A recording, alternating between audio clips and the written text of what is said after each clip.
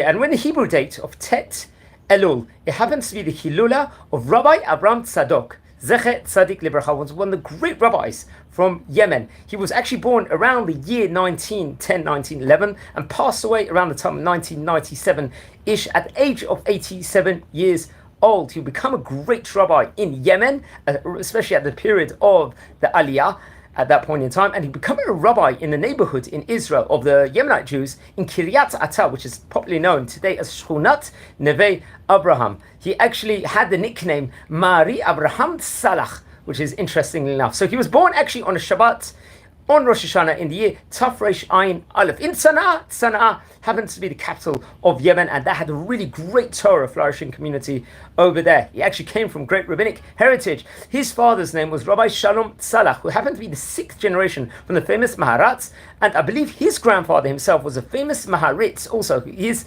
Hebrew name, total name, was Rabbi Yechiyeh ben Yosef Tzalach, who we've spoken about before. He himself passed away in the year 1805. His mother was great woman, also Rabbanit Yonah, from the family, Vada'i family also. There was hardships in his life. I believe when he was only 10 years of age, his father had passed away. So him and his brothers had to help with in regards to sustaining the family. They worked in the weaving trade, the trade with dealing with textiles, as we call it in Hebrew, ariga, over there, to make a parnasa for the family. And he would learn Torah among really great rabbanim, great rabbinic auspices, including Rabbi Sa'id Ozeri, who happened to be the Rosh Yeshiva in Sana'a at that point in time. Another great rabbi we've spoken about on various videos before, Harav Yechiyeh Kapach. These were really great rabbanim at the time of that last couple of generations of the rabbis over there. He learned along with great Talmidim also. He was in a galaxy of pool of students, including Rabbi Aaron Hamdi, who we've spoken about, and Rabbi Yosef Kapach, who happens to be the grandson of Rabbi Yechi Kapach.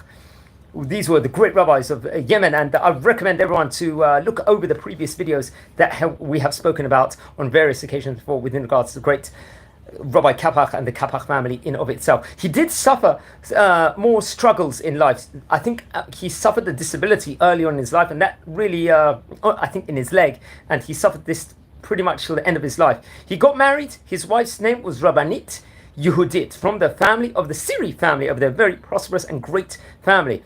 I believe after his 4th son was born, he actually made the journey to Israel. He made Aliyah over there. I think they actually traveled by horse and foot, was reported over, and they actually left from the port of Eden. I believe 7 of his other children were actually born in the land of Israel. He initially settled in the area of Kiryat Shmuel, and then in Kiryat Benjamin neighborhood, very prominent neighborhood. And it was during this point in time, there needed to be strong leadership, because there was a lot of struggles for a lot of the Yemenite Jews when they came in at that point in time. They were struggled to integrating, and spiritually the community declined rapidly, because many of the reported over highly that the Israeli officials, they put them in more secular schools at the time, and they came from great Torah stature initially in Yemen itself respectively, and then it was a big culture shock that many of them ended up going to various different, let's say, more secular public schools at that point in time. So he really had to bring around tough leadership to urge the people to attend yeshivot and to make sure that there was a high level of Torah observance at that point in time. He was actually recognized by the rabbinate, and many of the people in the community wanted him as rabbi, so he was appointed as the rabbi of the community.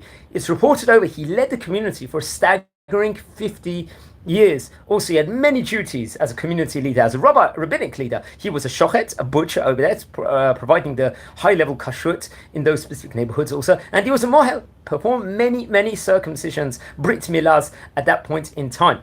He suffered from illness towards the end of his life, and he passed away at around the age of 87 years old. And he was buried in the cemetery in Kiryat Ata after he passed away.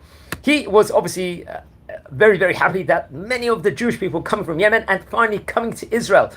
And he saw this as the beginning of the redemption in of itself. However, he was very saddened to see that many of the people coming from Yemen would end up, there would be a spiritual decline because of the issues of the schooling system within regards to, let's just say, the modern Zionism at that point in time. It was not really kind to an integration of a strong Torah lifestyle. So he saw that this was an issue that was hitting the Yemenite community over there. And this spiritual, let's just say, waning, he actually urged the youth at that point in time to enter various different yeshivot so that they won't be waning within regards to Judaism. He actually, it's reported over, he actually even went knocking on door to door many different people to make sure, urge the parents that their sons will study in various different yeshivot at that stage in time, because he saw that if they were not in a yeshiva, it would be very problematic. He went house to house and made meetings with regards to family members and parents so that they will all attend yeshivot. He had many great students also in Israel, including famous Rabbi Moshe Tanami. Also, he himself, I believe, happens to be, he was born in the year 1937 and is the head of various different institutions and the Sephardic Rabbi of Raksim neighborhood also, or the Hor Hadaz institutions also. Most of his students learned among the auspices of a great rabbi, Rabbi Eliyahu Mishkovsky. Also, he happens to be the rabbi of the Hezkiah Knesset Yeshiva, the Yeshivat Knesset Hezkiah. This is a very prominent yeshiva, I believe a Lithuanian kind of yeshiva. Many of his kids actually went over there. So we spoke about also much more things we can relate within regards to the rabbi himself. Yeah, had left great generations, including among his children is Rabbi Shalom Tzadok. Also, he happens to be the rabbi of a settlement, I believe, Yishuv as they call it, called the Bnei Aish. Also, another one of his great descendants, his sons, Rav Emmanuel Tzadok. Also, there was Rabbi Shlomo Tzadok, who happened to be a judge, a Dayan, and the Kehila Rav of a congregation in Bnei Brak being a Haredi ultra-Orthodox city over there. Also, another one of his sons was Rav Tuvia, who happens to be a Mohuel, a rabbi that performs various different Brit Milahs and circumcisions. He himself passed away in the year Taf Shin Ayin Dalet. Another one of his sons was Harav Yonan, happens to be the rabbi of Kehila in Ranana. He passed away in the Hebrew year Tafshin Pei Bet. His son-in-law, I believe, Rabbi Yechiel Tam, was a rabbi of the city of Cholon and was a rabbi of part of the rabbinate and had various different prestigious positions among the rabbinate in of itself. It's actually interesting. Many commemorations were put in his name, including the famous kollel called it Tzadkat Avraham, which I think that was established through his grandson Harav Niriyat Tzadok, a really great rabbi. There's also a street in the neighborhood of the Shchunat Temanim, the Yemenite neighborhood also. I think was actually established in the year Tafshin Samach.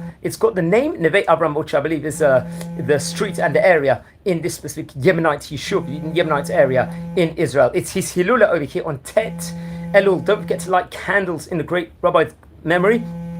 We spoke about the great rabbis he had. He was a student of Rabbi Yechia Kapach, and he was a son of Rabbi Shalom Tzalach. So wishing you all a good day. Please light candles in memory and subscribe to the channel. We've covered already 375 great rabbis of yesteryear. Like the videos and share them. And Be'ezras Hashem, we're going to learn together. We're a good community here, learning about the wisdom of the rabbis of yesteryear.